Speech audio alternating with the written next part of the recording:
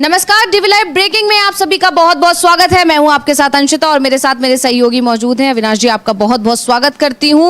और इस वक्त सबसे ज्यादा चर्चा जो चल रही है वो राहुल गांधी जो प्रयागराज पहुंचे, छात्रों की गूंज कार्यक्रम किया और उससे जिस तरह से बीजेपी खेमे में खलबली मच गई है। हालांकि राहुल गांधी के हर प्रोग्राम से बीजेपी में अब खलबली ही मचती है। राहुल गांधी एक ट्वीट करते हैं तो बीजेपी में बेचैनी हो जाती है। राहुल गांधी कहीं जाते हैं तो बीजेपी नेता परेशान हो जाते हैं। पूरा फोकस बीजेपी का अगर किसी पर रहता है तो राहुल गांधी पर रहता है। और तो और राहुल गांधी को अब कॉपी भी किया जाता है। ये लगातार देखा जा रहा है। राहुल गांधी हमेशा एक कदम आगे रह रहे हैं और इसके चलते राहुल गांधी बीजेपी के लिए एक बड़ी चुनौती बनते जा रहे हैं। वही राहुल गांधी है जिनके लिए या जिनकी छवि को खराब करने की कोशिश बीजेपी की तरफ से की गई और लाखों करोड़ों रुपए पानी की तरह बहाए गए, लेकिन अब बीजेपी उसमें असफल होती हुई दिखाई दे रही है। राहुल गांधी अब छात्रों के बीच या दूसरे लोगों के बीच हर वर्ग में राहुल गांधी जो है बढ़ते जा रही है। उनकी लोकप्रियता, राहुल गांधी को लोग पसंद कर रहे हैं और ये नजारा देखने को मिल रहा है लगातार छात्रों की गूंज कार्यक्रम में।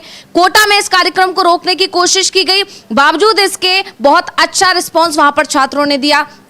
इसी तरह की कोशिश हुई देहरादून में जब राहुल गांधी छात्रों की गूंज कार्यक्रम करने जा रहे थे और उसी तरह की कोशिश प्रयागराज में भी हुई थी। लेकिन राहुल गांधी और उनकी टीम की तरफ से यह ऐलान कर दिया गया कि कार्यक्रम तो होकर ही रहेगा और उसके बाद कुछ ही समय बाद खबर आई कि उनको जो है प्रोग्राम करने की परमिशन दे दी गई है उसी ग्राउंड में जिसमें वो करना चाहते हैं। जबकि इससे पहले कोटा में और देहरादून में दोनों ही जगह उनका ग्राउंड बदल दिया गया था, आखिरी समय पर बदला गया था। बिल्कुल उसी तरह 48 घंटे पहले उनके प्रोग्राम को कैंसिल करने की कोशिश की गई थी, रद्द करने की कोशिश की गई थी। जो जगह उनको अलॉट की गई थी या जिसका उन्होंने मांगी थी जो जगह, पैसा तक भर दिया था, लेकिन उसके बाद उनको वो जगह नहीं दी गई। ये तमाम चीजें लगातार बीजेपी खेमे के लिए नेगेटिव ही होती चली जा रही हैं और शायद इसी का असर रहा कि जब यूपी में राहुल गांधी पहुंचे और यूपी में वैसे ही अभी आप जानते हैं अगले साल के शुरुआत में चुनाव होने हैं, अभी से चुनावी मोड में यूपी जाता हुआ दिखाई दे रहा है। ऐसे में जब राहुल गांधी की बढ़ती लोकप्रियता के बीच में राहुल गांधी के कार्यक्रम को रोकने की कोशिश यूपी में की गई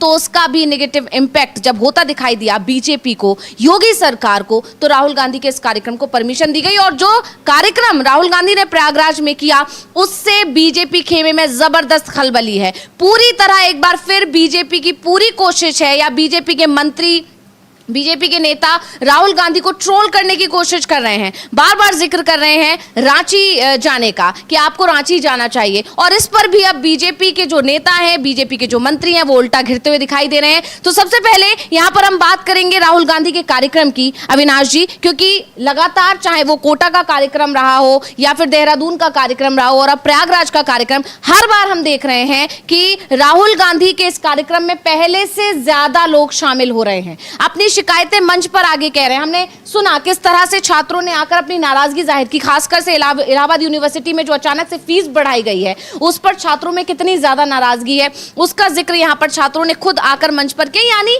एक अगर जंतर मंतर पर जिस तरह से छात्रों का जो आंदोलन रहा उसका असर ये हुआ है कि अब पूरे देश का छात्र और युवा खुलकर अपनी बात कह रहा है और ये मोदी सरकार के लिए आने वाले बड़े तूफान का एक संकेत है, ये कह सकते हैं। तो राहुल गांधी का जो कार्यक्रम है इसकी मुख्य बातें क्या रही, किस तरह से उन्होंने अडानी पर निशाना साधा, बीजेपी आरएसएस पर निशाना साधा और सबसे जरूरी बात जो इस बार के कार्यक्रम में लग रही है, पिछले जितने भी कार्यक्रम उन्होंने किए कोटा में और देहरादून में, उसमें उन्होंने पेपर लीक पर चर्चा की थी। पेपर लीक में पेपर जो होता है उसमें कितना फायदा सरकार को होता है, कितना पैसा कमाती है सरकार, ये सारा उन्होंने ब्यौरा दिया था। लेकिन इस बार उन्होंने डेटा का जिक्र किया है, डेटा आपका, दर्द आपका, ये सारी चीजें अडानी को घेरने की कोशिश। क्या लगता है आपको? हम वो बयान भी सुनाएंगे राहुल गांधी ने जो कहा है, लेकिन पहले आपके पास आना चाहूंगी कि क्या लगता है आपको इस सब का मतलब क्या निशाना साधने की कोशिश की राहुल?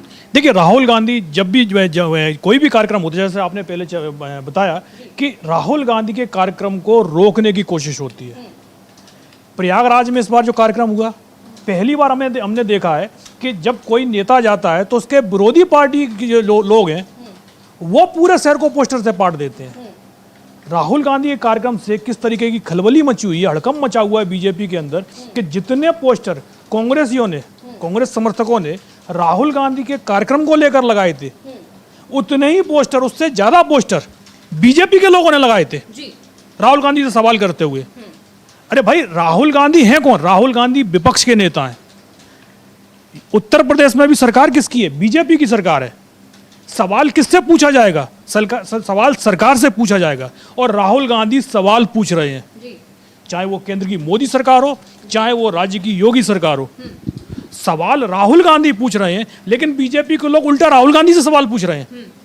अगर परीक्षा का पेपर लीक हो रहा है तो कार्रवाई कौन करेगा? सरकार करेगी कि विपक्ष का नेता करेगा? लीक करने वाले लोग कहां से जुड़े हुए होंगे? वो सिस्टम के लोग होंगे। सरकार आपकी है। तो राहुल गांधी के हर कार्यक्रम को जिस तरीके से रोकने की पहले कोशिशें की गई, जैसे आपने बताया देहरादून का कार्यक्रम होता है, राहुल गांधी को पहले ग्राउंड दे दिया जाता है, कांग्रेस की तरफ से उस ग्राउंड की जो फीस होती है वो भी जमा कर दी जाती है, लेकिन बाद में अचानक ही सरकार की तरफ से फरमान आता है कि जो कैंसिल, जो आपको सभा की अनुमति दी गई थी, कार्यक्रम की अनुमति दी गई थी, उसको रद्द किया जाता है, क्योंकि दूसरा जो कार्यक्रम चल रहा था उसको हमने उस कार्यक्रम को बढ़ा दिया है। अब वो भी उसी दिन हो रहा है जिस दिन राहुल का कार्यक्रम हो रहा है। मतलब वो कंटिन्यूटी में उसको कंटिन्यूटी में चलेगा, और इसलिए आप कोई दूसरा मैदान ढूंढ लीजिए। कोटा में भी हमने ये देखा, प्रयागराज में भी यही करने की कोशिश हुई, लेकिन जब लगा कि नहीं, ये जो योजना है, रणनीति है, कामयाब नहीं हो पाती है, तो फिर पोस्टर वार शुरू कर दिया गया। नहीं, यहाँ तक कि अविनाश जी कोशिश ये भी की गई, जो छात्र शामिल होने वाले उन्हें डराया धमकाया गया। लगातार ये प्रयागराज से भी खबरें आई कि उनको ये कहा गया कि अगर गए तो नंबर नहीं दिए जाएंगे। मतलब बहुत सारे तरीके से छात्रों को किस चीज का डर होता है? नंबर कम आएंगे, नंबर नहीं मिलेंगे, फेल कर दिया जाएगा। यही उसी चीज का डर दिखाने की कोशिश लगातार की जा रही है। जो कंडीशन है प्रयागराज का, जैसे आपने जिक्र किया, स्टूडेंट पहुंचता है और जो सबसे बड़ी बात वो बोलता है कि हमने वहाँ की जो मूलभूत सुविधाएं हैं उनको लेकर आवाज उठाई, जो फीस बढ़ाई गई उसको लेकर आवाज उठाई, तो एफआईआर दर्ज करा दी गई। आप बताइए, कहीं पर भी ऐसा आपको इससे पहले कहीं देखने को मिला है कि छात्र अगर अपने कैंपस के अंदर शांतिपूर्ण तरीके से कोई डिमांड करते हो तो छात्रों पर एफआईआर दर्ज हो जाती है, आप उनको जेल भेजने की तैयारी करते हैं? यानी कि सरकार कुछ भी करे, और अगर छात्र कोई बात करेगा तो उसके खिलाफ एफआईआर दर्ज होगी, उसको धमकाया जाएगा, ब्लैकमेल किया जाएगा, ताकि जो आवाज है छात्रों की उसको दबाया जा सके। लेकिन जंतर मंतर पर जो हुआ, उसके बाद प्रधानमंत्री भी अब बोलने लगे हैं कि आज का जो युवा है, आज का जो छात्र है, उसकी आवाज को दबाया नहीं जा सकता। यानी आप इस चीज को मान रहे हैं, लेकिन उसके बावजूद जो कुछ इलाहाबाद में हुआ है, छात्रों के साथ हुआ है, उसके बाद सवाल उठ रहे हैं कि आखिर जो बीजेपी है वो सवाल पूछने वाले लोगों की आवाज को दबाने की कोशिश क्यों करती है? जिस छात्रों ने जिस तरीके की पीड़ा राहुल गांधी के सामने रखी, वो सवाल सरकार से भी पूछे जा रहे हैं, लेकिन सरकार की तरफ से जिस तरीके से छात्रों को एक लाठीचार्ज किया गया, दिल्ली में हमने देखा है, हमने पटना में ये चीज़ देखी है, जहाँ जहाँ बीजेपी की सरकार है। उत्तर प्रदेश में भी छात्रों के ऊपर जिस तरह इससे पहले कई आंदोलन हुए, आरओ की जिस तरीके से परीक्षा और एआरओ की परीक्षा का पेपर लीक हुआ था, तब छात्रों के ऊपर जिस तरीके की कार्रवाइयाँ की गई थी, वो सारी कार्रवाइयाँ आप देख लीजिए कि जहाँ बीजेपी की सरकार है वहीं हो रही हैं, लेकिन जहाँ गैर बीजेपी शासित राज्य हैं, जहाँ इंडिया गठबंधन की सरकार है, क्या वहाँ छात्रों के आंदोलन नहीं हो रहे हैं? इस समय झारखंड में आंदोलन चल रहा है, कितने छात्रों पर लाठियाँ चल गई हैं, कितने छात्रों पर आंसू गैस के गोले दागे गए हैं, कितनी एफआईआर दर्ज हो गई हैं। वहाँ लगातार सरकार छात्रों से बात कर रही है, लेकिन बीजेपी शासित राज्यों में छात्रों की कोई सुनवाई नहीं है। और यही कारण है कि जब राहुल गांधी प्रयागराज पहुँचते हैं तो जो कायस्थ पाठशाला का जो मैदान है, केपी मैदान प्रयागराज का, वो खचाखच भरा हुआ था। उसके विजुअल भी सामने देखे, रात को जिस तरीके से चारों तरफ जो मोबाइल की जो लाइटें जल रही थी, उससे बीजेपी के अंदर जो आपको खलबली से दिखाई दे रही है, उसका असर भी दिखाई दिया कि राहुल गांधी के प्रयागराज पहुंचने से पहले उत्तर प्रदेश के मुख्यमंत्री योगी आदित्यनाथ दिल्ली पहुंच गए, क्योंकि उनको भी दिखाई दे रहा है 4 महीने बाद ही उत्तर प्रदेश में चुनावों का ऐलान हो जाएगा। जनवरी के 2nd वीक में ऐलान होना है विधानसभा चुनाव का, और उसका असर साफ साफ दिखाई दे रहा है। लोकसभा चुनाव में बीजेपी को पहले से ही इंडिया गठबंधन के सामने हार माननी पड़ी थी, और उसके बाद तो स्थितियां और भी खराब हुई हैं। लगातार जिस तरीके से विरोध प्रदर्शन हो रहे हैं, उसका असर साफ साफ दिख रहा है। और यही कारण है कि राहुल गांधी जैसे ही प्रयागराज पहुंचते हैं, योगी आदित्यनाथ सीधा दिल्ली पहुंच जाते हैं। और जिस तरीके से दिन भर मीटिंगों का दौर चलता रहा, राहुल गांधी के कार्यक्रम की पल पल की रिपोर्ट, LIU रिपोर्ट लगातार जो दिल्ली से में साझा की गई सरकार के साथ में, उसका साफ साफ आप समझ सकती हैं कि किस तरीके का हड़कंप मचा हुआ है पूरी सरकार में, चाहे वो दिल्ली की सरकार हो, चाहे वो उत्तर प्रदेश की सरकार हो। ये सभी के सभी राहुल गांधी से डरे हुए दिखाई दे रहे हैं। लेकिन 4 महीने बाद आप देखिएगा, राहुल गांधी तो वैसे ही बोल चुके हैं कि जो सरकार है वो अगले साल के मध्य तक गिर जाएगी। राहुल गांधी ने 1 साल के लिए बोला था कि 1 साल में सरकार गिरेगी, और उसमें भी 3-4 महीने निकल चुके हैं। यूपी इलेक्शन खत्म होते होते और यूपी इलेक्शन में क्या नतीजे आने वाले हैं, अगर ज्ञानेश कुमार का रोल बहुत अहम नहीं रहता है, वो सिर्फ चुनाव करवाते हैं, सिर्फ निष्पक्ष चुनाव कराने पर जोर देते हैं, तो यूपी चुनाव के जो नतीजे आने हैं वो अभी से ही साफ साफ दिखाई दे रहे हैं। और ये सरकार, अगर यूपी में सरकार बदलेगी तो फिर केंद्र की सरकार बदलने में ज्यादा वक्त नहीं लगेगा। बिल्कुल। और हम सुन सकते हैं राहुल गांधी से जब छात्र मिलने पहुंचे हैं तो उन्होंने अपनी किन किन परेशानियों का जिक्र किया है। हम चाहेंगे उसे स्क्रीन पर लेकर आएं और सुनाएं कि कैसे छात्रों ने खुलकर अपनी दिक्कतों को, अपनी परेशानियों को राहुल गांधी के सामने रखा और राहुल गांधी का उस पर कैसा रिएक्शन था। सर, उत्तर प्रदेश में ये पेपर लीक लगातार चल रहे हैं। जब से माननीय योगी आदित्यनाथ जी सरकार में आए हैं तब से मैं उंगलियों पे गिना सकता हूं सर। 2017 दरोगा भर्ती पेपर लीक, उसके बाद यूपी कांस्टेबल 2018 पेपर लीक, उसके बाद 2020-21 की यूपीएसआई भर्ती पेपर लीक, और 2022 का लेखपाल भर्ती पेपर लीक, और 2023 में आरओ वो भी पेपर लीक, 2023 का कांस्टेबल भर्ती पेपर लीक, और ये स्कोर कार्ड नॉर्मलाइजेशन की धांधली वर्तमान में चल रही है। सर, मैं इन्हीं शब्दों के साथ आपका बहुत बहुत धन्यवाद करना चाहता हूं कि आप यूथ की आवाज उठा रहे हैं लगातार, और मैं सर आपसे आशा की उम्मीद के साथ देख रहा हूं आप इसी तरह हम यूथों की आवाज उठाते रहिए। हम आपके साथ पूरी तरीके से, ये जितना भी यहाँ पर स्टूडेंट दिख रहा है ये सब आपके साथ है, सिर्फ आपके लिए आया है सर। Thank you. तो अभी हम राहुल गांधी के साथ जो छात्र मौजूद था उसने अब बताया कि किस तरह से कितने पेपर सिर्फ यूपी की उन्होंने बात की और योगी सरकार पर निशाना साधा, और जिसका जिक्र अभी हम लगातार कर ही रहे थे अविनाश जी कि ये डर ही था सीएम योगी का और यूपी में बीजेपी सरकार का कि पहले तो राहुल गांधी के लिए जो जगह, जिस केपी मैदान का आप जिक्र कर रहे हैं, उस केपी मैदान को पहले कैंसिल किया गया कि आप इसमें कार्यक्रम नहीं कर सकते। लेकिन कुछ ही समय बाद खबर आती है कि वो जब राहुल गांधी ने ऐलान कर दिया कार्यक्रम होके रहेगा, एनएसयूआई ने ऐलान कर दिया कार्यक्रम होके रहेगा, तब जाकर उसको तुरंत ही उस जगह पर कार्यक्रम करने की इजाजत दे दी गई। पहला तो वहां पर झुकाव देखा गया और उसकी वजह यही है राहुल गांधी का जिस तरह से लोकप्रियता बढ़ रही है, और जानती है बीजेपी कि राहुल गांधी के खिलाफ कोई भी कदम अगर उठाएगी तो वो बैकफायर करेगा। ये डर राहुल गांधी का एक तरह से दिखाई दिया। दूसरा, जिस तरह से ये कार्यक्रम में जो लोगों ने योगी सरकार पर निशाना साधा है, जो छात्र को हम सुन रहे थे, उन्होंने कैसे बताया कि कितने पेपर अभी तक लीक हो चुके हैं योगी राज में। उसके बाद जैसा आपने अभी बताया कि सीएम योगी सीधा दिल्ली मिलने पहुंच गए, ये भी राहुल गांधी का ही डर है, ये भी कांग्रेस की बढ़ती लोकप्रियता का, राहुल गांधी की बढ़ती लोकप्रियता का ही डर है। क्या कहेंगे? देखिए, राहुल गांधी की जो लोकप्रियता है वो तो साफ साफ दिखाई दे रही है, और सबसे बड़ा जो डर है वो युवाओं के गुस्से का डर दिखाई दे रहा है। राहुल गांधी लगातार, सबसे पहले जो छात्रों के डिमांड जो उठाई थी वो राहुल गांधी की तरफ से उठाई गई थी। पहला कार्यक्रम उन्होंने कोटा में किया, और तमाम कार्यक्रमों की उसी समय कांग्रेस ने एक तरीके से ऐलान कर दिया था कि राहुल गांधी जो छात्रों के जो पेपर लीक लगातार हो रहे हैं उस मुद्दे को अब छोड़ेंगे नहीं। और उसी का असर दिखाई दिया था कि जंतर मंतर पर पहले कोटा का आंदोलन होता है, राहुल गांधी की कोटा का कार्यक्रम होता है, उसके बाद ही जंतर मंतर पर जो छात्र हैं उनका प्रदर्शन शुरू होता है, और उस प्रदर्शन में भी मैंने देखा कांग्रेस का पूरा सपोर्ट मिला हुआ था। और उसके बाद जो छात्रों के आंदोलन के चलते नरेंद्र मोदी सरकार को अपने शिक्षा मंत्री को हटाना पड़ गया। वो साफ साफ दिख रहा था कि जो गुस्सा है, जो नाराजगी युवाओं के अंदर, और क्योंकि ये मान के चलिएगा बीजेपी को जो 2014 में या 2019 में जो भी जीत मिली थी, उस जीत के पीछे युवाओं का सबसे बड़ा योगदान था। 2024 का चुनाव हुआ, जिस तरीके से ईवीएम में धांधलियों की कोशिश की गई, उसके बावजूद बीजेपी 240 सीटों पर सिमट गई थी, बहुमत से दूर हो गई थी। और ये बात तो खुद मोहन भागवत जो आरएसएस के प्रमुख, वो भी कहते हैं, कई बार बोल चुके हैं कि कमजोर जनादेश है सरकार को जो मिला हुआ है। ये कमजोर जनादेश नहीं है, आपको तो जनादेश मिला ही नहीं था, आपको तो बहुमत भी नहीं मिला था, आपको विपक्ष में बैठने के लिए देश की जनता ने एक तरीके से मैंडेट दिया था। वो बात अलग है कि जोड़ तोड़ करके किसी तरीके से आप सरकार में बने हुए हैं, और आज भी वो जोड़ तोड़ जारी है क्योंकि डर अभी भी लगा हुआ है। उसके बाद तो आपने तमाम पार्टियां तोड़ी।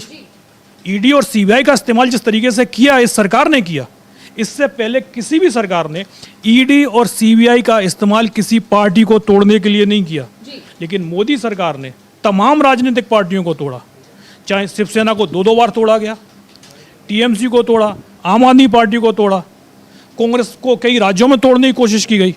तो तमाम पार्टियों को तोड़कर किसी भी तरीके से अपनी सरकार को बचाने की कोशिश की गई। बिल्कुल अविनाश जी, इस पर तो लगातार हम चर्चा कर ही रहे हैं, लेकिन फिलहाल यहाँ पर ये जरूरी है कि राहुल गांधी जब इस बार प्रयागराज पहुंचे तो उन्होंने अडानी पर भी निशाना साधा, तो उनका वो बयान सुनना बहुत जरूरी हो जाता है कि उन्होंने क्या कहा है, डेटा का जिक्र उन्होंने यहाँ पर क्यों किया है, इस पर भी हम चर्चा करेंगे। लेकिन पहले राहुल गांधी का बयान सुनते हैं, जिसमें उन्होंने युवाओं के दर्द को समझते हुए क्या कुछ कहा है, सुनिए। मगर भाई और बहनों, डेटा आपका, यूथ पोटेंशियल आपका, मगर सिस्टम ने आपको चक्रव्यूह में फंसा रखा है। ये आप देखिए, आपको चक्रव्यूह में फंसा रखा है। भविष्य की बात करें, आप एजुकेशन लेते हो, लाखों करोड़ रुपए आपके परिवारों से लिया जाता है। इंजीनियरिंग, मेडिकल, पोस्ट ग्रेजुएट, जो भी आप पढ़ाई करते हो, आपके परिवारों से, आपके जेब से पैसा छीना जाता है, लाखों करोड़ रुपए लिए जाते हैं, और फिर आपको एक सर्टिफिकेट दिया जाता है। आपको कहा जाता है कि हाँ, आपको एजुकेशन सर्टिफिकेट मिल गया, बीए मिल गया, एमए मिल गया, एमएससी मिल गया, मगर इस सर्टिफिकेट का कोई मतलब नहीं है आज हिंदुस्तान में, क्योंकि यह सर्टिफिकेट आपको रोजगार नहीं दे सकता है। चाहे आप कुछ भी करें, यह सर्टिफिकेट हिंदुस्तान में आपको रोजगार नहीं देता है। आंकड़ा मैं आपको देता हूं, 1000 युवाओं में से सिर्फ 12 युवाओं को परमानेंट नौकरी मिलती है। जहां तक डेटा की बात है, आपका डेटा छीन लिया जाता है। बड़ी बड़ी कंपनीज को, जियो को, अदानी को, फेसबुक, गूगल को आपका डेटा दिया जाता है और आपको फंसाया जाता है। आपको कहा जाता है जितनी भी आपको रील्स देखनी है, जितने आपको व्हाट्सएप मैसेजेस भेजने हैं, जितना आप इंस्टाग्राम पे देखना चाहते हो, रील्स बनाना चाहते हो, आप बनाओ। भाई और बहनों, ये 21वीं सदी का नशा है।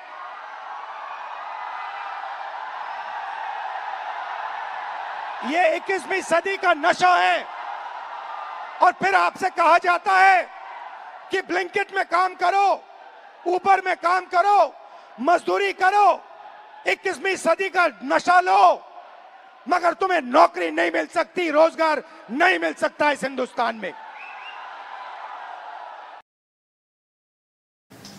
तो अभी राहुल गांधी को हम सुन रहे थे, बहुत बड़ी बात यहां पर उन्होंने की है, सीधा अटैक, क्योंकि रोजगार एक बड़ा मुद्दा है, बेरोजगार है देश का युवा, और यही गुस्सा फूट पड़ा जब जंतर मंतर पर इतने छात्र जब इकट्ठे हुए, तो भविष्य का ही डर था जो उन छात्रों पे दिखाई दिया। और वहां पर सिर्फ नीट पेपर लीक से प्रताड़ित हुए छात्र ही नहीं थे, उसके अलावा बेरोजगार युवा भी वहां पहुंचा, उनके परिवार वाले भी वहां पहुंचे, और सबका दर्द एक ही था कि भविष्य खराब हो रहा है। और उसी का जिक्र यहाँ पर राहुल गांधी ने किया है कि किस तरह से छात्रों को भ्रमित किया जा रहा है, उनको किसी और चीज में फंसाकर मुख्य मुद्दे से भटकाने की कोशिश यहाँ पर की जा रही है। अविनाश जी, देखिए, मुख्य मुद्दा जो है, पहला तो जो शिक्षा है कि पेपर लीक ना हो, और दूसरा रोजगार का मुद्दा है। सबसे बड़ा मुद्दा रोजगार का है। पहले तो सरकार बोलती थी, प्रधानमंत्री बोलते थे पकौड़ा तलो, वो भी रोजगार होता है, लेकिन अब तो पकौड़ा तलने से भी अब लोगों का काम नहीं चल रहा, क्योंकि पकौड़ा तलने वाले ही बहुत से लोग हो गए हैं। बीजेपी के तमाम कार्यकर्ता इस समय पकौड़े तल रहे हैं। तो अब आपने कहा कि रील्स बनाइए, रील्स से पैसे मिलते हैं। प्रधानमंत्री जिस तरीके से यूट्यूब को और अब तो इंस्टाग्राम को भी प्रमोट कर रहे हैं कि आप लोग इंस्टाग्राम पर आइए, रील्स बनाइए, सिर्फ रोजगार की बात मत कीजिएगा। अब आप देखिए, उत्तर प्रदेश का जो राहुल गांधी का प्रयागराज में कार्यक्रम हुआ, 2018 में शिक्षकों की भर्ती निकलती है, आज 2026 खत्म होने को है, 8 साल का समय हो गया है। 2018 के बाद 8 साल के अंदर शिक्षकों की दूसरी बार भर्ती निकली ही नहीं। शिक्षक रिटायर हो रहे हैं, पद खाली हैं, लेकिन सरकार शिक्षकों की भर्ती निकालने को तैयार नहीं है। केंद्र की कोई भी योजना बनती है वो 5 साल के लिए बनती है, 5 साल बाद दूसरी पंचवर्षीय योजना जाती है, लेकिन उत्तर प्रदेश में नौकरी की कोई योजना नहीं है। 8 साल पहले भर्तियां हुई हैं और उसके बाद से पूरा पद खाली बने हुए हैं। यानी सरकार जो है वो रोजगार देने को तैयार नहीं है। अगर 100 लोगों में से सिर्फ एक व्यक्ति को रोजगार मिल रहा है तो आप समझ सकते हैं कि जो रोजगार की स्थिति है देश में, क्या स्थिति मोदी सरकार के समय पर बन गई है। जो यूपीएस कंपनियां हैं, जो नवरत्न कंपनियां हैं, एक समय 14 लाख वैकेंसियां थी उनमें, अब वो घटकर 7 लाख हो गई हैं। क्योंकि आप उन सारी जो सरकारी कंपनियां हैं उनको निजी हाथों में सौंप रहे हैं। और जो निजी कंपनियां होती हैं वो करती क्या है, वो जो जहां लोग काम कर रहे हैं वहाँ वो मशीनों का इस्तेमाल ज़्यादा शुरू कर देती हैं, लोगों के रोजगार छीने जा रहे हैं। और जिन लोगों को भर्तियां भी की जाती हैं उनको कॉन्ट्रैक्ट बेस पर ठेकेदारी की तरह उनको रखा जाता है और उनसे जो मजदूरों की तरीके से काम कराया जाता है। यानी सरकार सिर्फ और सिर्फ कोशिश यही है कि आप नौकरियां मत दीजिए, सिर्फ और सिर्फ मजदूर पैदा कीजिए। आपको ओवर में नौकरी मिलेगी, आपको ब्लिंकेट में नौकरी मिलेगी। आप सरकारी नौकरियां मत मांगिएगा, आप सरकार से उम्मीद मत कीजिएगा कि वो आपको रोजगार उपलब्ध कराएगी। आपका काम सिर्फ वोट देना, वोट दीजिए दीजिए, नहीं दीजिए मत दीजिए। चुनाव तो हम किसी तरीके से जीत ही लेंगे, और हम चुनाव नहीं जीतेंगे तो जो जीतेगा उसको हम अपने साथ में मिला लेंगे। सिर्फ और सिर्फ सत्ता में बने रहने की बस कोशिशों में, उसी जोड़ तोड़ में सरकार जुटी हुई है। देश की जनता हो चाहे देश का युवा हो, कोई भी हो, सरकार की जो भी नीतियां हैं वो सिर्फ चंद उद्योगपतियों के फायदे के लिए दिखाई दे रही हैं। चाहे डेटा का जिस तरीके से राहुल गांधी ने मुद्दा उठाया कि सरकार आपका का पूरा डेटा उद्योगपतियों को बेच देती है, एक तरीके से आपको उनका गुलाम बनाने की कोशिश की जा रही है।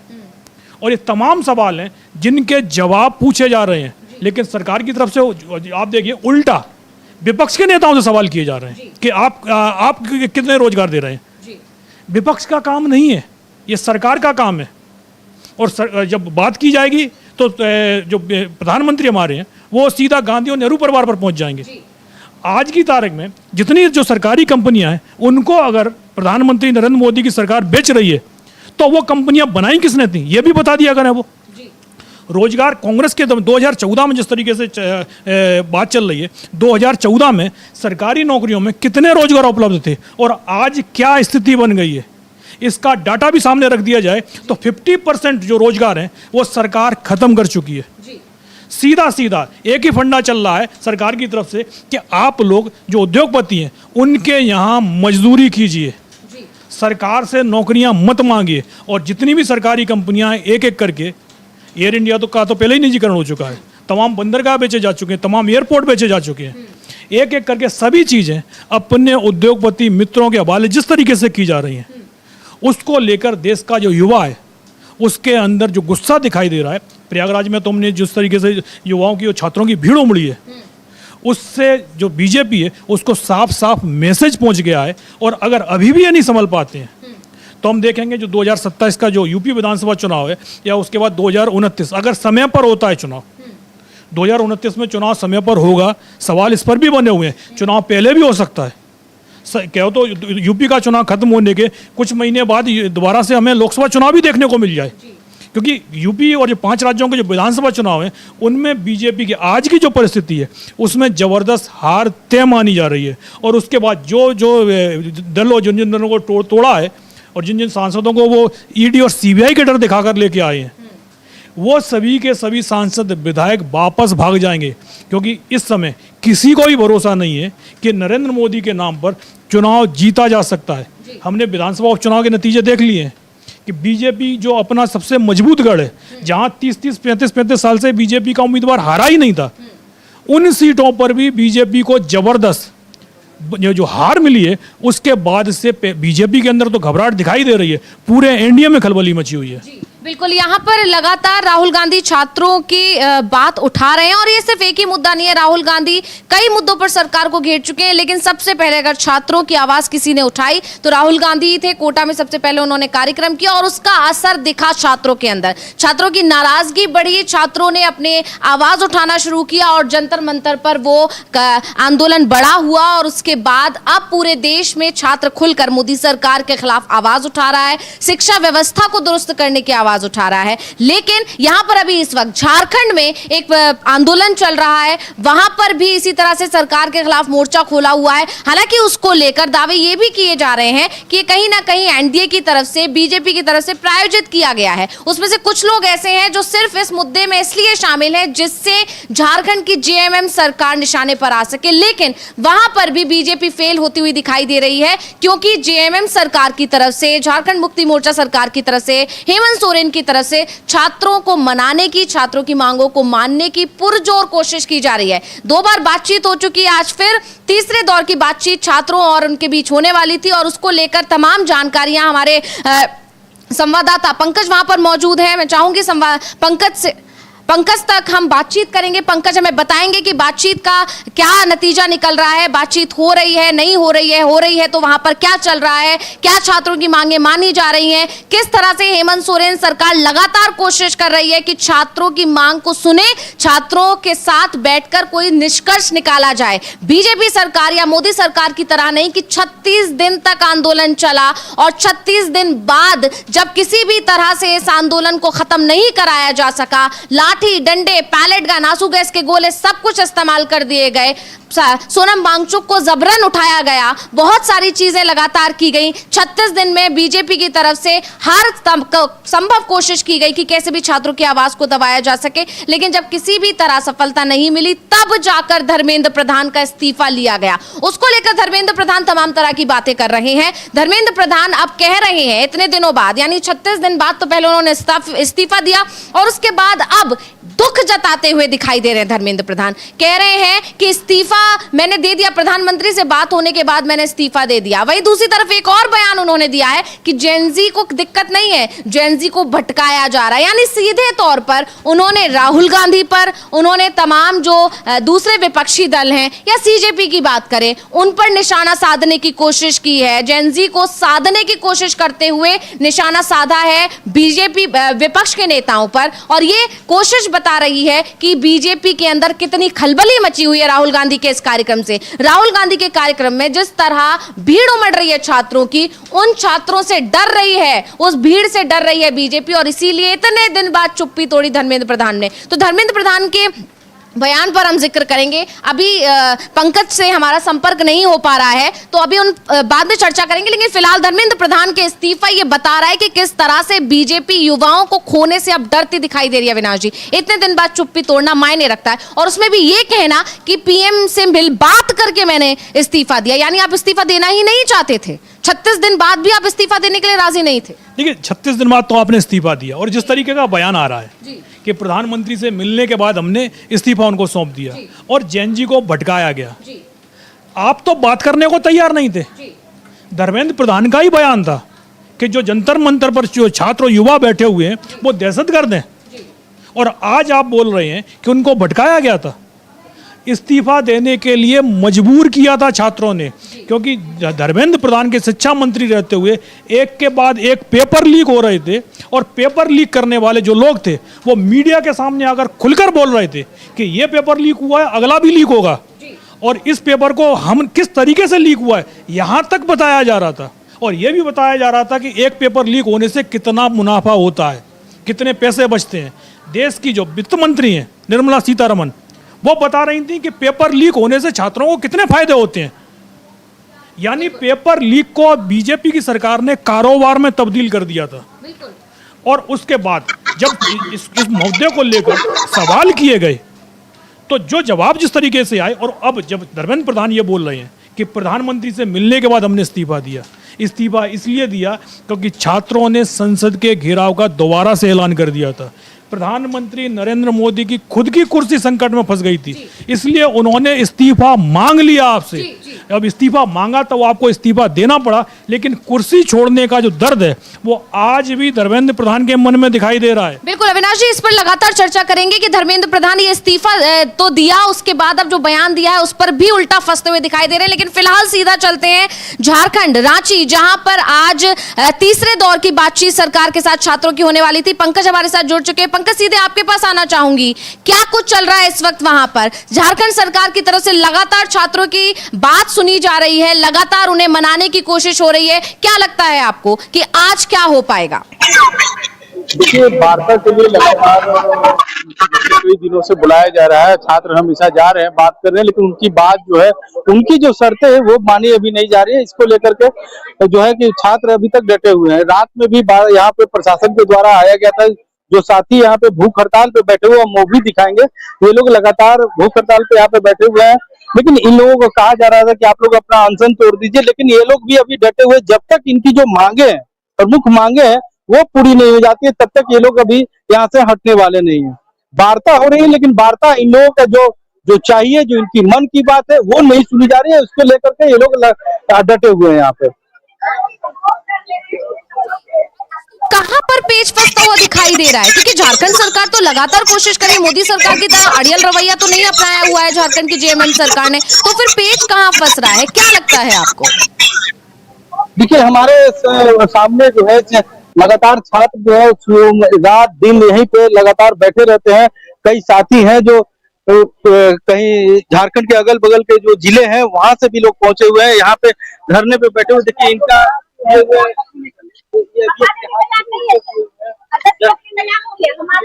जस्टिस फॉर टीजीटी 2016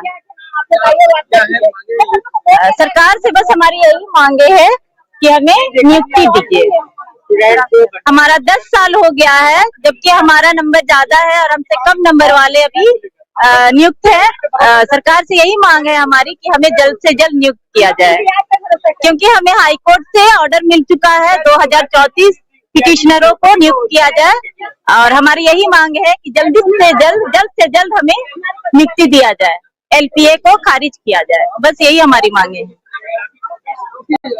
कई साथी हैं बाहर रहते हैं, वो लोग भी आज यहाँ पे बैठे हुए हैं। आप लोग लगातार सरकार से जो वार्ता हो रही है, क्या कुछ वार्ता हो रही है? वार्ता उनका कहना है कि जो भी मामला गड़बड़ हुआ उसकी जांच हो रही है, लेकिन हम लोग को जांच से नहीं रुकना है। ये हम लोग का है कि एग्जाम उनका जेपीएससी रद्द किया जाए, और हमारा जो मामला है टीजीटी हाई स्कूल टीचर में नियुक्त जल्दी से जल्दी नियुक्ति पत्र मिले, क्योंकि 10 साल से हम लोग कोर्ट कचहरी के चक्कर में पड़े हुए हैं, और हम लोग का अब एज भी नहीं रहा है कि हम लोग आगे की कोई वैकेंसी भर सके। और सुप्रीम कोर्ट हाई कोर्ट से हम लोग जीते हुए, उसके बाद भी सरकार एलपीए में चली गई है। मेरा कहना है कि सरकार एलपीए को वापस ले, क्योंकि 12 तारीख को हम लोग का हेयरिंग है, 12 अगस्त को, और बस यही कहना है। देखिए, कई जो यहाँ पे स्टूडेंट हैं, छात्र हैं, उनका कहना है कि हम लोग जिस तरह से सरकार जो वार्ता कर रही है और हम लोग की जो बात है वो नहीं मानी जा रही है, और कहा जा रहा है कि ये लोग का कहना है कि जो परीक्षा में अनियमितता बरती गई है, पेपर लीक हुआ है, या फिर जो कहा जाए कि सेटिंग वेटिंग की बात होती है, वो सब जब तक जो क्लियर करके एग्जाम को फिर से लिया जाए तभी ये लोग बात करेंगे। ये लोग री एग्जाम की मांग कर रहे हैं, लेकिन सरकार इस पे अभी नहीं कर पा रही है, इन लोगों की बात मान रही है। तो जो भी साथी है यहाँ पे, देखिए यहाँ पे लगातार ये अनशन पे बैठे हुए उनके साथी हैं, सहयोग में, उनसे भी हम बात करने की कोशिश करेंगे कि आप लोग से रात में भी कुछ वार्ता हुई थी, क्या कुछ वार्ता हुई थी? देखिए, कहीं ना कहीं वार्ता तो हो रही है, पर सहमति नहीं बैठ पा रही है। देखिए, शर्तों पे कोई वार्ता नहीं होता है। जब आप इतने सारे टर्म्स एंड कंडीशन लगा देंगे हमारे मांगों पे, फिर वार्ता कुछ मतलब विफल हो जाता है। लेकिन अभी भी सरकार द्वारा निमंत्रण आया है। हमारे छात्र के कुछ डेलीगेट्स जो कल रात को गए थे, फिर से बात करने के लिए गए हैं। हम लोग भी चाहते हैं कि सरकार हमारी बातों को माने, मांगों को माने, क्योंकि देखिए, देवेंद्र दादा पिछले 8 दिनों से भूख हड़ताल पर बैठे हुए हैं, और उनकी जो हेल्थ की जो कंडीशन है धीरे धीरे और खराब होती जा रही है। यहाँ पे देखिए, महेंद्र दादा है, प्रेम नायक है, कुश मातो के, ये लोग भी पिछले 5 दिनों से भूख हड़ताल पर बैठे हुए हैं, और इन लोग भी इतना अब वीक हो गए हैं कि मीडिया को बाइट भी नहीं दे पा रहे हैं। अभी हमारे महेंद्र दादा के परिजन दीदी भी आई थी, उनको देख के भावुक हो जा रहे हैं। तो परिवार वाले भी कहीं ना कहीं घर में चिंतित है, परेशान है। तो जल्द से जल्द हम सरकार से भी अनुरोध करेंगे, काइंड रिक्वेस्ट करेंगे कि जो भी छात्रों की मांगे है मान लिया जाए।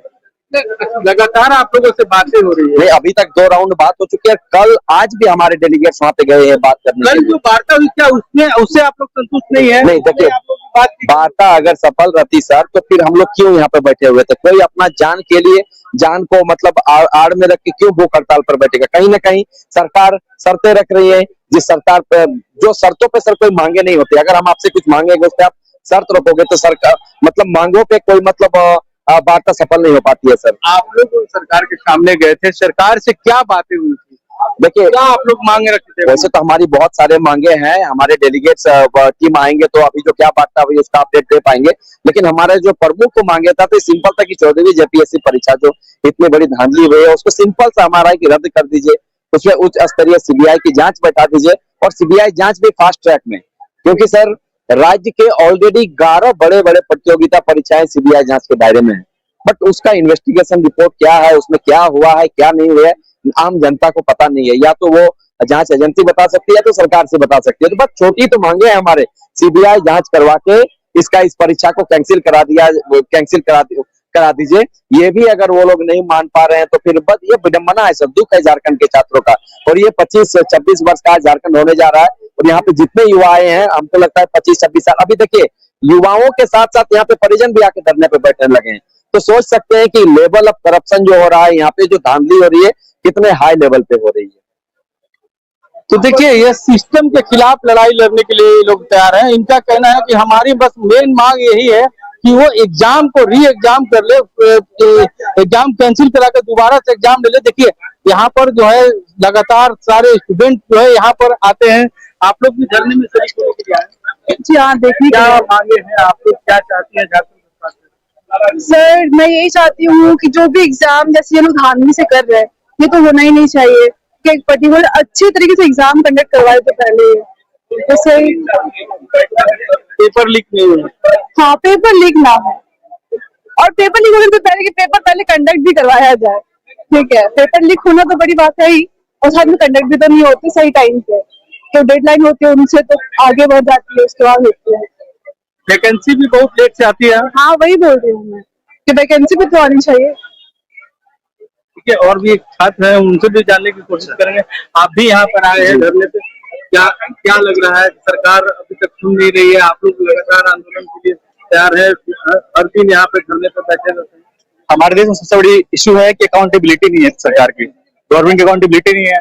ऐसे आप देख सकते हैं राज्य कितनी बड़ी जनसंख्या है, मगर जैसे मैं धनबाद से आया हूँ, मगर ऐसे मुझे लगा कि यहाँ पे अगर मैं आऊंगा तो दूर से दिखेगा मुझे ये प्रोटेस्ट हो रहा है यहाँ पे, मगर लोग बहुत कम आए हुए हैं, तो लोग सवाल पूछना भूल चुके हैं कि सरकार से क्या सवाल पूछने हैं।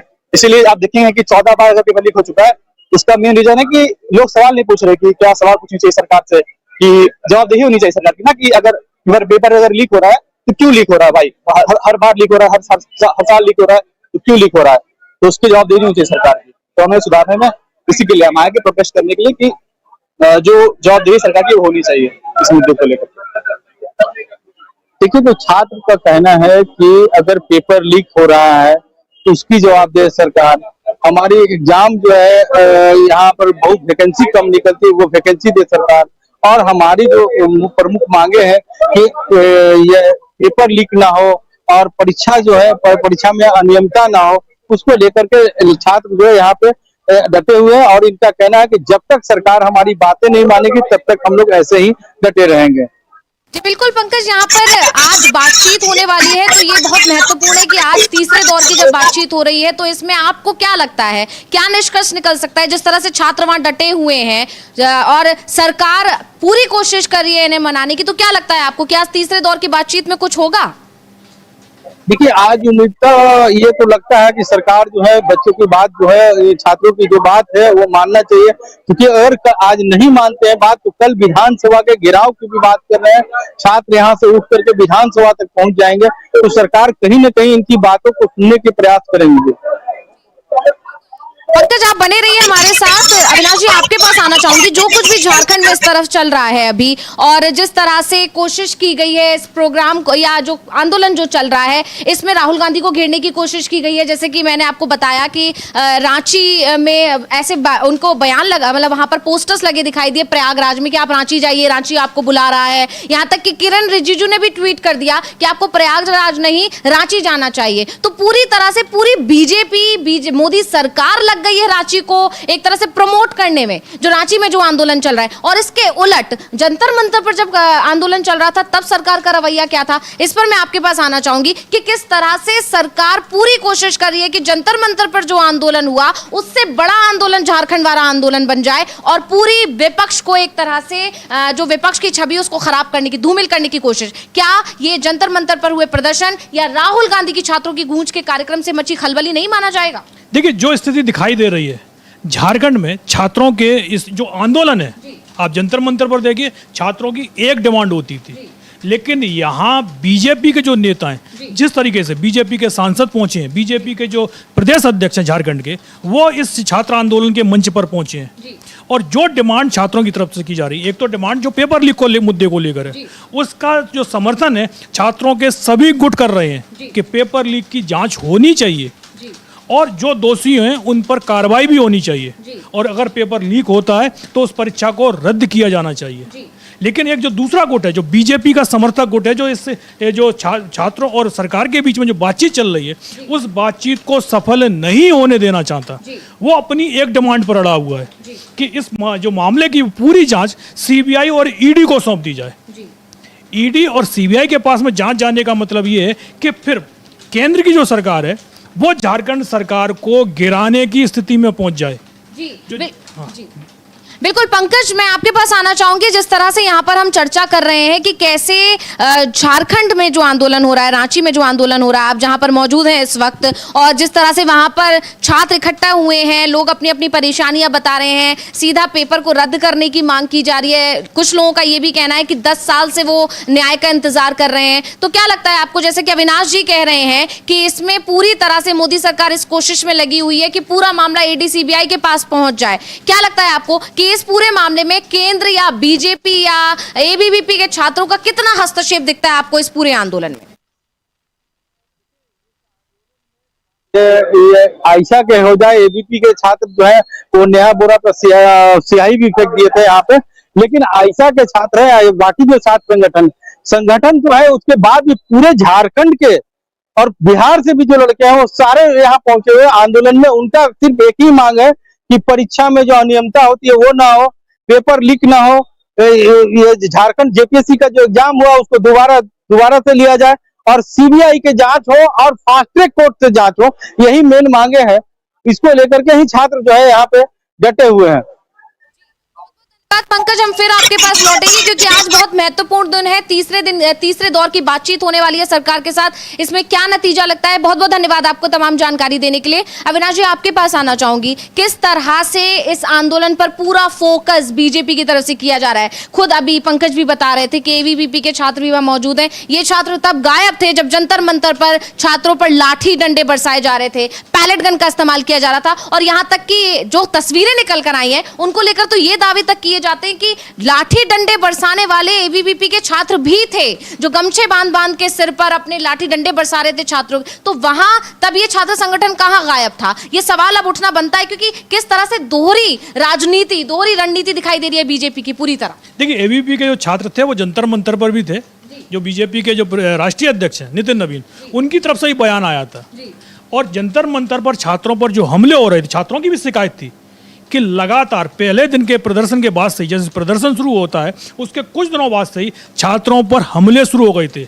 अचानक से ही कोई व्यक्ति अपना मुंह ढककर आता था और हमला कर भाग जाता था और सबसे बड़ी बात तो यह थी कि पुलिस की मौजूदगी में वो व्यक्ति भाग जाता था। तो आप ये नहीं कह सकते कि एबीवीपी के लोग वहाँ मौजूद नहीं थे, क्योंकि शक एबीवीपी के छात्रों पर ही उस समय भी उठ रहे थे। मतलब मौजूद थे लेकिन तरीका अलग था। हाँ, मौजूद तो थे, उनकी मौजूदगी तो दिखाई दे रही थी। और जो 20 तारीख का जो संसद मार्च था उस दौरान भी जिस तरीके के वीडियो सामने आए थे, जिस तरीके के कई जो युवा थे, क्योंकि वो सादा ड्रेस में थे, समझ में ही नहीं आ रहा था कि वो पुलिस के जवान हैं कि वो एबीवीपी के स्टूडेंट्स हैं या फिर बाउंसर बुलाए गए हैं। तो जो जंतर मंतर पर जो हुआ, दिल्ली में जो हुआ, उसमें तो अलग ही रोल दिखाई दे रहा था एबीवीपी का। लेकिन रांची में जो एबीवीपी के छात्र हैं और उनका जो संगठन है वो बातचीत को कामयाब होने से रोकने की कोशिश कर रहा है। यहाँ छात्रों को भगाने की कोशिश हो रही थी और वहाँ कोशिश ये हो रही है कि किसी भी तरीके से यह आंदोलन जंतर मंतर पर 36 दिन चला है तो यहाँ यह आंदोलन उससे भी बड़ा और उससे भी ज़्यादा दिन तक चलना चाहिए, ताकि जो इंडिया गठबंधन की सरकार है उसको पूरे देश में बदनाम किया जा सके। लेकिन इस कोशिश में बीजेपी अब तक कामयाब नहीं हो पाई है।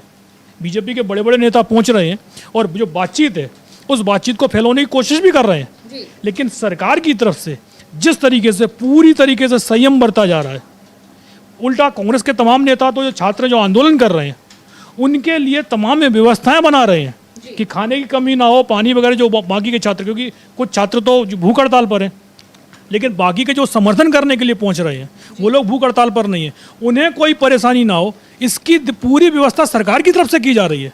जंतर मंतर पर क्या हो रहा था कि आप पानी की बोतल भी अंदर लेके ना जा पाएं, उसकी भी कोशिश, यहाँ तक कि जब बरसात हो रही थी तो टेंट लगाने के लिए एक वीडियो भी वायरल हुआ था जिसमें जो अभिजीत दीपके हैं, जो कांग्रेस जनता पार्टी के जो फाउंडर हैं, वो पुलिस वालों के पैर में गिर गए थे कि हमको ये त्रिपाल जो टेंट है इसको अंदर ले जाने दीजिए, लेकिन उसे भी नहीं ले जाने दे रहे थे।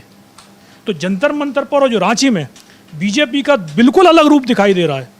एक तरफ छात्रों पर लाठियां चलाई जा रही थी और दूसरी तरफ छात्रों को भड़काया जा रहा है। एक तरफ जो दिल्ली में सरकार छात्रों से बातचीत करने को तैयार नहीं थी, लेकिन झारखंड में सरकार छात्रों से लगातार बातचीत कर रही है। लेकिन जो बातचीत अगर सक्सेस नहीं हो पा रही है, क्योंकि तमाम जो मुद्दे हैं उन मुद्दों को सरकार मान भी चुकी है, उस पर सहमति जता चुकी है, लेकिन 2-3 ऐसे मुद्दे फंसे हुए हैं, वो पेज सीधा सीधा बीजेपी के जो यूनियन है, छात्र यूनियन है, उनकी तरफ से फंसाए जा रहे हैं और यही कारण है कि अब तक सहमति नहीं बन पाई है।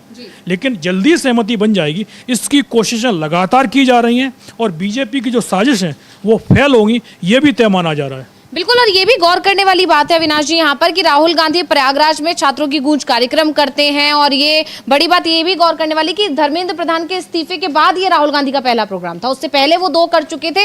उसके बाद इस कार्यक्रम पर सभी की निगाहें थी, छात्रों का क्या इसमें रोल रहेगा, छात्र किस तरह से इसमें शामिल होंगे, इस पर सभी की निगाहें थी। कोशिश पूरी की गई राहुल गांधी के इस कार्यक्रम को फेल करने की पिछले बार की तरह, लेकिन बीजेपी इसमें इस बार दबाव में दिखाई दी और फेल नहीं कर पाई उस कार्यक्रम को। लेकिन उसी दिन धर्मेंद्र प्रधान का ये जो है बयान आना, और बयान में छात्रों पर ये कहना कि छात्रों को भटकाया जा रहा है, जेनजी को भटकाया जा रहा है। जेनजी शब्द का बहुत इस्तेमाल हो रहा है आजकल बीजेपी की तरफ से, रील बनाए जा रहे हैं, पूरी तरह वही भाषा, वो भाषा शैली हो, वही तरीका अपनाया जा रहा है। तो यहाँ पर एक कहीं ना कहीं कोशिश थी, बीजेपी को लगा था कि राहुल गांधी जिस तरह से छात्रों को एकजुट कर रहे हैं उस पर कहीं ना कहीं असर पड़ेगा। लेकिन धर्मेंद्र प्रधान अपना ये बयान देकर कि जेनजी भटक रहे हैं, मैंने तो पीएम मोदी से बात कर तुरंत इस्तीफा दे दिया था, ये सब बातें कहने का कोई असर नहीं हुआ और उल्टा धर्मेंद्र प्रधान अपने बयान में ही फंस गए। संजय राउत जो कि शिवसेना यूबीटी के सांसद हैं, उनका बयान आया, सुन सकते हैं उन्होंने क्या कुछ कहा। संजय राउत को हम सुनेंगे, उसके अलावा कांग्रेस की जो सांसद हैं वर्षा गायकवाड़, उनका भी बयान आया है। यानी धर्मेंद्र प्रधान लगातार जो कोशिशें अभी जो उन्होंने की है, पहले आपको याद होगा जिस दिन इस्तीफा दिया उस दिन भी लंबा चौड़ा उन्होंने चिट्ठी लिखी थी, इस पर लगातार जो बीजेपी की तरफ से, बीजेपी आलाकमान की तरफ से या फिर जो है किरण रिजिजू का बयान आना और उसमें यह कहना कि रांची जाना चाहिए था राहुल गांधी को, ये सारी कोशिशें सिर्फ ये बता रही हैं कि राहुल गांधी का जो छात्रों की गूंज कार्यक्रम है जो लगातार देश भर में चल रहा है, उससे बीजेपी खेमे में किस कदर खलबली मची हुई है। सुन सकते हैं संजय राउत का वो बयान, कैसे धर्मेंद्र प्रधान बयान देकर उल्टा फंसते हुए दिखाई दे रहे हैं। और ये लगातार कहा जा रहा है कि बीजेपी इस वक्त जो भी कोशिश कर रही है वो उसके लिए उल्टी पड़ती दिखाई दे रही है। सुनेंगे संजय राउत को। धर्मेंद्र जो प्रधान जी है कहां से रिसर्च करके आते हैं? अगर भड़काया गया था तो भड़काने वाला आप ही है ना। जैन जी भड़क गए आपकी वजह से। जिस प्रकार से आपने एजुकेशन मंत्रालय चलाया, नीट के पेपर लीक हो गए, बार बार एग्जाम पोस्टपोन किया गया, तो लोग भड़क के जाएंगे बच्चे। आप जिम्मेदार है, क्या भड़काया गया? देखो बार बार कोई ये बीजेपी का आरएसएस के लोग बोलता है जैन जी देशद्रोही है, ये बोलता है उनको भड़काया गया। बीजेपी के लोग बोलता है जैन जी टुकड़े टुकड़े गैंग है। एक बार बैठकर एक मीटिंग लीजिए आप लोग, धर्मेंद्र प्रधान जी, फिर प्रधानमंत्री मोदी जी, फिर उनके राष्ट्रीय अध्यक्ष नितिन नवीन जी, आरएसएस के प्रमुख, एक बार सब बैठ लीजिए परिवार और तय कर लीजिए जैन जी के बारे में, युवाओं के बारे में उनकी क्या राय है। टुकड़े टुकड़े गैंग है वो बच्चे राष्ट्रभक्त है, बच्चे भटक गए हैं, बच्चों को भड़काया गया है, बच्चों का इस्तेमाल किया। तो यहाँ पर संजय राउत ने सीधे सीधे निशाना साधा। उन्होंने पहली लाइन जो कही वो कही कि कहां से इतनी स्टडी या रिसर्च करके आते हैं कि बच्चों को भड़काया जा रहा है। तो यहाँ पर धर्मेंद्र प्रधान ने जो कोशिश की थी या बीजेपी आला कमान की तरफ से उन्हें जो इशारा दिया गया था कि आप ऐसा कहिएगा, उसमें वो अपनी कोशिश में फंसते हुए दिखाई दे रहे हैं। क्या कहेंगे अविनाश जी? देखिए, जो बयान धर्मेंद्र प्रधान का आया उससे एक चीज़ तो साफ हो गई कि वो इस्तीफा देने को तैयार नहीं थे। मोदी सरकार की जो नीति चली आ रही है 12 साल से कि जिम्मेदारियां तो लेने को तैयार है, जवाबदेही कोई नहीं लेगा। अगर कुछ भी गड़बड़ होती है तो कहीं कोई जवाबदेही लेने के लिए तैयार नहीं है। 152 से ज़्यादा पेपर लीक हुए, सजा किसी को नहीं हुई, किसी के खिलाफ कार्रवाई नहीं हुई, ना शिक्षा मंत्री पर कोई कार्रवाई हो रही थी और ना ही उन विभागों के चेयरमैनों के खिलाफ कार्रवाई हो रही थी जिन्हें परीक्षा कराने की जिम्मेदारी दी गई थी। या तो पेपर लीक हो जाता था, पेपर चोरी हो जाता था। अगर पेपर लीक या पेपर चोरी नहीं होता था तो फिर रिजल्ट फिक्स हो जाते थे, नतीजों में हेराफेरी होती थी। जिस तरीके से उत्तर प्रदेश का तो छात्र जिस तरीके से उसने बताया, मंच से ही पेपर लीक के पोल खोल कर रख दी। उसने बताया किस तरीके से आधा दर्जन से ज़्यादा पेपर लीक हो गए हैं। परीक्षाएं होती हैं, पेपर लीक हो जाता है। भर्ती परीक्षाएं यदि होती भी हैं, पहली बात तो होती ही नहीं है। जिस तरीके से बताया 2018 के बाद से शिक्षकों की भर्ती नहीं हुई। 69,000 शिक्षकों की भर्ती का 2018 में आया था और वो मामला भी अभी सुप्रीम कोर्ट चल रहा है। यानी वो जो शिक्षक 2018 में नियुक्त किए गए थे उनकी नौकरी पर भी तलवार लटकी हुई है और उसके बाद आपने नई नियुक्तियां तो की भी नहीं है। और अब तो समय भी नहीं बचा है सरकार के पास में। 4 महीने बाद चुनाव होने हैं। अगर अभी शिक्षकों की भर्ती की प्रक्रिया शुरू भी की जाती है तो अभी 6 महीने से पहले उनकी भर्तियां नहीं हो पाएंगी। यानी अब इस चुनाव तक, योगी सरकार का 10 साल का कार्यकाल पूरा होने तक अब कोई भर्ती नहीं होनी है शिक्षकों की। तो ये तो स्थितियां बना रखी हैं आपने। और छात्रों और जो धर्मेंद्र प्रधान का जो बयान आता है कि छात्रों को भड़काया गया है। अरे अगर आप पेपर ढंग से नहीं करवा पाएंगे, अगर आप छात्रों को यदि वो पढ़कर निकलते हैं तो फिर आप उनको नौकरी नहीं देंगे तो फिर छात्र क्या करेंगे? किससे डिमांड करने के लिए जाएंगे? क्या वो विपक्ष से डिमांड करेंगे कि डोनाल्ड ट्रंप के पास जाएंगे कि हमको नरेंद्र मोदी पर दबाव बनवाकर आप हमको नौकरी दिलवा दीजिए? क्योंकि ये सरकार अपने लोगों पर तो कितनी भी कार्रवाई कर ले, लेकिन जो अमेरिका की तरफ से दबाव आता है उनके खिलाफ एक शब्द नहीं निकलता है। तो साफ साफ ये दिखाई दे रहा है कि धर्मेंद्र प्रधान इस्तीफा दिया है, वो इस्तीफा सिर्फ इसीलिए दिया है कि जो प्रधानमंत्री हैं उन्हें अपनी कुर्सी खतरे में दिखाई दी। उनको दिखाई दिया कि संकट बहुत बड़ा हो चुका है। अगर धर्मेंद्र प्रधान का इस्तीफा नहीं होता, 48 घंटे के अंदर धर्मेंद्र प्रधान का इस्तीफा उस समय नहीं होता, ये इस्तीफा 48 घंटे तक प्रधानमंत्री नरेंद्र मोदी और टाल जाते, तो फिर ये इस्तीफे की जो डिमांड, शिक्षा मंत्री के इस्तीफे की डिमांड चल रही थी, ये सरकार के इस्तीफे की डिमांड में बदल जाती। अगर दोबारा से छात्र जंतर मंतर से निकलकर संसद मार्च की तरफ बढ़ते तो फिर जो प्रधानमंत्री हैं नरेंद्र मोदी, उनको इस्तीफा देना पड़ता। 20 तारीख को जो संसद मार्च हुआ था तब भी हमने देखा था कि प्रधानमंत्री संसद को छोड़कर निकल गए थे। 12 बजे ही उन्होंने संसद छोड़ दी थी। आमतौर पर वो संसद जाते हैं, सदन की कार्रवाई में तो नहीं दिखाई देते, वो हिस्सा ही नहीं लेते हैं। जबकि इससे पहले जो प्रधानमंत्री होते थे वो संसद जाते थे, सदन की कार्रवाई में भी हिस्सा लेते थे। लेकिन जो प्रधानमंत्री जब से नरेंद्र मोदी बने, ना तो वो प्रेस कॉन्फ्रेंस करते हैं, ना ही जो सदन की कार्रवाई में हिस्सा लेते हैं। लेकिन छात्रों के आंदोलन के बाद तो उन्होंने संसद आना भी कम कर दिया। तो साफ साफ दिखाई दे रहा है कि सरकार के अंदर जो डर दिखाई दे रहा है, धर्मेंद्र प्रधान को जो अपनी कुर्सी जो जाने का गम दिखाई दे रहा है, वो उनकी जुबान पर आता दिख रहा है। जिन छात्रों को वो पहले दहशतगर्द बोल रहे थे, आज बोल रहे हैं कि उनको भटकाया गया है, कल को वो कुछ और बोलना शुरू कर देंगे। तो साफ है कि बीजेपी इस समय घबराई हुई है। जिस तरीके से कांग्रेस के जो प्रयागराज में राहुल गांधी का कार्यक्रम हुआ, उसमें जो भीड़ जुटी, उससे पूरी पार्टी में हड़कंप मचा हुआ है कि अब ये चर्चा ये चल रही है कि अब जो सबसे पहले यूपी की सरकार जाएगी कि केंद्र की सरकार जाएगी, क्योंकि यूपी में चुनाव नज़दीक आ चुका है। लेकिन जिस तरीके की घबराहट दिल्ली में मची हुई है, अब यहाँ तक कि अब तो आरएसएस के जो प्रमुख है मोहन भागवत, वो भी सवाल उठाने लगे हैं कि जनता को सवाल पूछने का अधिकार होता है। लेकिन 12 साल से ये सवाल कहाँ थे? 12 साल से तो जो सवाल पूछता था उसकी आवाज़ जो बंद कराने के लिए ईडी सीबीआई यानी किन किन चीज़ों का इस्तेमाल करते थे। यहाँ तक कि विपक्ष की आवाज बंद कराने की कोशिश की गई। पिछले 3 सप्ताह से अगर संसद नहीं चल रही है तो क्यों नहीं चल रही है? विपक्ष सिर्फ सवाल कर रहा है कि दिल्ली में जो लाठियां चलाई गई छात्रों पर किसके आदेश पर चलाई गई। सिर्फ एक लाइन का जवाब आना है कि पुलिस कमिश्नर ने आदेश दिए या किसने आदेश दिए। सिर्फ आप ये जवाब दे दीजिएगा तो जो संसद है उसकी कार्रवाई शुरू हो जाएगी। लेकिन जैसे ही विपक्ष सवाल करता है, सरकार की तरफ से संसद की कार्रवाई ठप कर दी जाती है। यानी सरकार जवाबदेही के लिए तैयार ही नहीं है। जी बिल्कुल, काम हो ना हो संसद में, लेकिन उनको अपने मंत्री से जो है जवाब ना दिलवाना पड़े, इसकी पूरी कोशिश मोदी सरकार की तरफ से की जा रही है। और लगातार 14 दिन तक, 14वें दिन भी यही हाल रहा जब जो इस्तीफा हुआ है धर्मेंद्र प्रधान का, उसके बाद से जब से संसद चल रही है 20 तारीख को जिस तरह से छात्रों के ऊपर लाठी डंडे बरसाए गए, उसके बाद से लगातार विपक्ष यही पूछ रहा है कि आखिर किसने लाठी डंडे बरसाए, किसके आदेश पर यह हुआ। लेकिन अमित शाह जवाब देने नहीं आ रहे हैं। अमित शाह से जवाब मांगा जा रहा है, लगातार पोस्टर लेकर विपक्ष की तरफ से प्रदर्शन हो रहा है, लेकिन सरकार की तरफ से, अमित शाह की तरफ से कोई जवाब नहीं दिया जा रहा है। उल्टा जो छात्रों की यूनिटी है, जो छात्र एकजुट होकर अब सरकार की नींद उड़ा रहे हैं, उन छात्रों में भी फूट डालने की कोशिश की जा रही है, उन्हें विपक्ष के खिलाफ भड़काने की कोशिश की जा रही है। यानी बीजेपी की तरफ से इस बार भी एक बार फिर मुख्य मुद्दे से ध्यान भटकाने की कोशिश है। और यह बता रहा है कि वो समझ चुके हैं कि युवा जो नाराज हुए हैं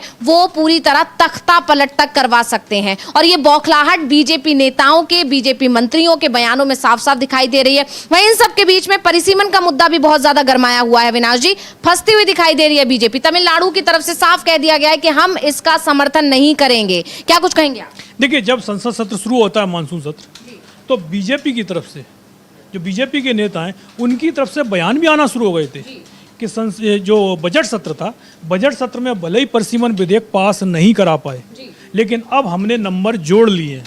नंबर जोड़ने का मतलब कि आपने जो विरोधी दल इंडिया गठबंधन है उनके सांसदों में तोड़ फोड़ की।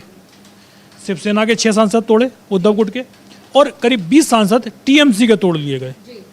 लेकिन उसके बाद जिस तरीके से बयान आए कि बाकी के जो सांसद हैं उनको भी हम तोड़ लेंगे और मानसून सत्र में परिसीमन विधेयक को पास कराएंगे। लेकिन इंडिया गठबंधन की जो मजबूती थी, कुछ सांसद जरूर टूट कर चले गए ईडी और सीबीआई के प्रेशर में, लेकिन आज भी बीजेपी लोकसभा में 2/3 मेजोरिटी तक नहीं पहुंच पाई है। इतनी कोशिशें करने के बाद अभी भी, क्योंकि 362 सीटें चाहिए बहुमत के लिए, जो 2/3 क्योंकि ये संविधान संशोधन विधेयक है, आज भी बीजेपी के पास और इंडिया गठबंधन के पास 230 से ऊपर की संख्या नहीं हो पाई है। और यही कारण है क्योंकि अब संसद सत्र खत्म होने में ज़्यादा वक्त बचा ही नहीं है, 3 दिन सिर्फ बचे हुए हैं। और अब सरकार की तरफ से जो महिला आरक्षण विधेयक के नाम पर परिसीमन विधेयक लाने की जो तैयारियां की जा रही थी, उसको फिर से ठंडे बस्ते में डाल दिया गया है। तो साफ साफ दिखाई दे रहा है कि जो विपक्ष की तैयारियां हैं उसके आगे मोदी सरकार को एक बार फिर से घुटने टेकने पड़ गए हैं। और जो विधेयक परिसीमन विधेयक है, उस विधेयक के चलते जो सरकार ने उसको, जो महिला आरक्षण विधेयक को जिस तरीके से जोड़ा है, राहुल गांधी तो लगातार बोल रहे हैं कि अगर प्रधानमंत्री नरेंद्र मोदी महिलाओं को आरक्षण देना चाहते हैं तो वो विधेयक तो पहले से ही पास हो चुका है, आप उसको दोबारा से उसको परिसीमन के साथ में जोड़ने की कोशिश क्यों कर रहे हैं? और आपको परिसीमन करवाना भी है तो पहले आप महिला आरक्षण विधेयक लागू कीजिएगा, 2029 का चुनाव होने दीजिए, और उस चुनाव में जिसको जनादेश मिले, अगर परिसीमन के लिए जनादेश मिलता है तो जो सरकार परिसीमन करा लेगी। आप अपनी इच्छाओं को क्यों थोप रहे हैं? तो तमाम मुद्दे हैं और उन मुद्दों पर जो सरकार है कोशिश तो बहुत कर रही है, लेकिन उसे अपनी हार का डर दिखाई दे रहा है। इंडिया गठबंधन की एकता को तोड़ने की कोशिशें बहुत की गई, लेकिन हर बार ये सरकार फेल होती हुई दिख रही है। और बिल्कुल ये लगातार कोशिश कहा जा सकता है, जैसे कि अविनाश जी आपने कहा कि पीएम मोदी भी इतना डरे हुए हैं कि रील बनाने पर मजबूर हो गए, लेकिन छात्रों को पीएम मोदी का अब ये तरीका पसंद नहीं आ रहा है। और इस बात का सबूत है ये कि राहुल गांधी के कार्यक्रम में जमकर भीड़ उमड़ रही है, जमकर छात्र हिस्सा ले रहे हैं और वहां पर मंच पर आकर अब खुले मन से अपनी बात रख रहे हैं, बिना किसी डर के कि सरकार योगी की है, और फिर भी वो योगी सरकार पर निशाना साध रहे हैं। और यही हाल उत्तराखंड में दिखा, यही हाल राजस्थान में दिखा, और आप जानते हैं सभी जगह पर बीजेपी की सरकार है। लेकिन अब छात्र निडर हो चुके हैं और इस निडरता ने बीजेपी सरकार को, मोदी सरकार को डरा दिया है। और इन सब पर लगातार हमारी नजर रहेगी। बहुत बहुत धन्यवाद अविनाश जी तमाम जानकारी हमारे दर्शकों को देने के लिए, और बहुत बहुत धन्यवाद मेरे तमाम दर्शकों का इस कार्यक्रम में बने रहने के लिए। इसी के साथ फिलहाल मुझे दीजिए इजाजत। नमस्कार।